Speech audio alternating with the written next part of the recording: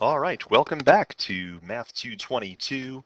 The topic for today, separable differential equations. We're going to go through the mechanics of how to solve a separable differential equation and a little bit of the theory as to why such a thing works. We'll take a look at a little bit of a recipe on how to do the problem. Our next lesson will put these in a greater context. So let's talk about what we mean by a separable differential equation. A differential equation of the form dy dx is some function of y times some other function of x. So it's differential because it's got some derivative in it. It's separable because the function of y and the function of x are separated by multiplication.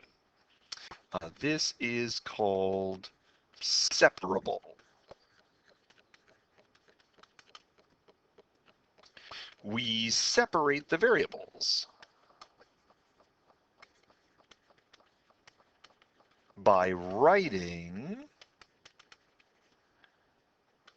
1 over f of y dy equals g of x dx. So let's take a look at exactly what happened here, because you're just going to write notes down and not think. So we've got to let you think for a moment. You have some function of y right there. You've got some function of y. You also have a dy over here. I'd like to get those to the same side of the equation. I'd like to separate out the blue boxes from the red boxes. I'd like to separate out the blue boxes from the red boxes. So to do that, we bring this down to that side, and we bring that up to that side. So now all the red box stuff is on one side and all the blue box stuff is on the other. We do that with a legitimate mathematical operation. Division over here, multiplication over there. Is that okay? I hope so. We then solve by anti-differentiating.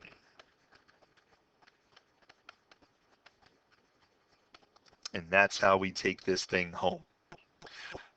It makes a little more sense if you actually see an example. So, actual example. Solve for y. Dy dx is x squared y squared with y equal to 1 when x equals 1. I want to solve a separable differential equation. We have some function of y and some other function of x. So we've got x's and y's really close together here. We've got x's and y's really close together over here. We want to get rid of everybody. We want to move everybody to their own side. So how do you move the y squared over? You kick it into the denominator. How do you kick the dx over? You multiply. So why would we do that? Well, we do that because we're going to take an integral on both sides. Just like we would have done in Calc 1. We're going to take an integral on both sides. I'll stay away from the left side for the moment because it's scary. On the right side, I remember how to find the antiderivative of a polynomial. You just increase the power by 1 and divide by the power. Throw a plus c at the end. Oh, wait a minute. We do that here too. We increase the power by 1 and divide by the power. We don't need a plus c here because we already have one over there. So let's talk about what this means. This means this is 1 over y. So this left side is negative 1 over y is 1/3 x cubed plus a constant. And the rest of the way is just plain algebra. So we want to figure out what y is. So we'll multiply through by -1 and then we'll take a reciprocal on both sides. Reciprocal on the left side, reciprocal on the right side. So then what? Well, then we need this piece of information. When x is 1, y is 1. Y is 1 when x is 1. And if you're very careful when you solve, you're going to figure out what the value of c is here. Oh, let's figure that out. So c appears to be, let's see, 1 is 1 over, that's a negative 1/3 minus c. So negative 1/3 minus c is equal to 1. So c is equal to minus 4/3. And once c is minus 4/3, we're done because y turns out to be 1 over negative 1/3 x cubed minus a negative 4/3, or if you like, 3 divided by 4 minus x cubed. And you put a box around it. So what is the process? The process, come on, purple pen. Let's get a purple pen. There, that'll do. First we separate, then we integrate. Separate, integrate, rah, rah, rah. And it ends you with a function that satisfies this derivative with that initial condition. And that's the way we do it. I will show you one more, just because I'm a nice guy.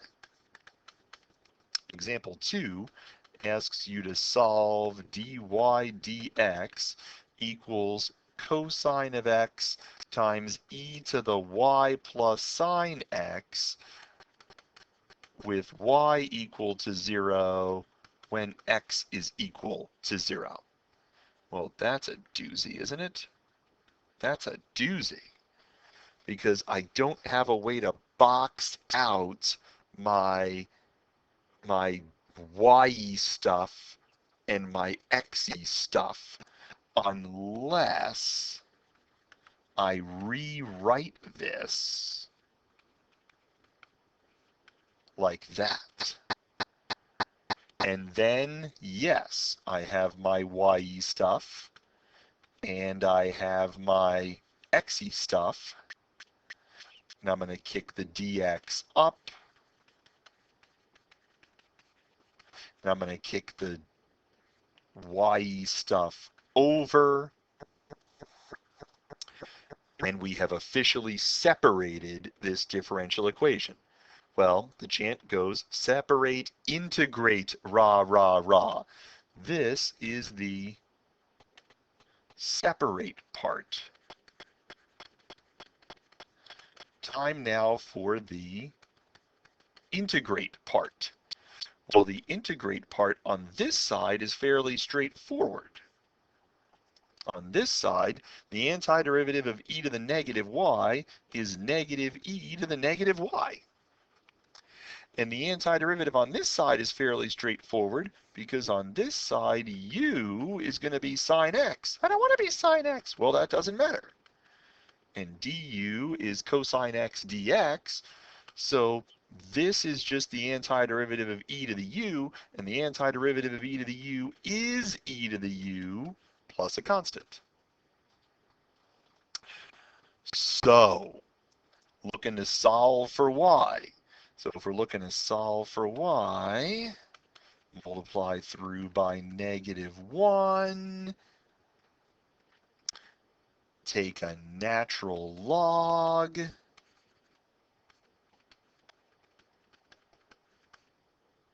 and then kick that over. So then what's the only missing piece?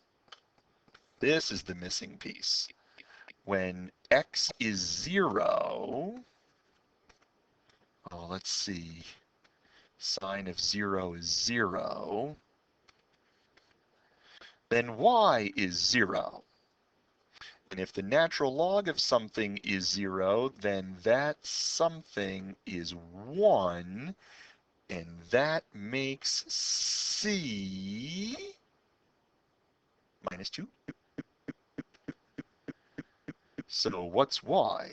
Y is negative natural log of minus 2 is 2, and we're done. Again, the calculus here is that we separate and then integrate on both sides, and then rah, rah, rah. So, a couple things you should know how to do before we gather. One will be much more straightforward than the other. Let's solve this sucker with y of 0 equal to 3. That is to say, when x is 0, y is 3. And then just to get you to practice just a little bit,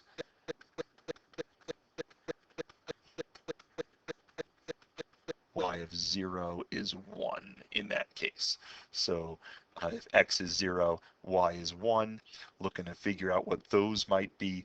These will be things we will deal with when we get to class next time. Okay? Hey, it's kind of short on this video, and that's important because you need time to process this. So take a look back here and internalize what happened so that you know what to do here for when we gather. Okay? Okay. Thanks, everybody.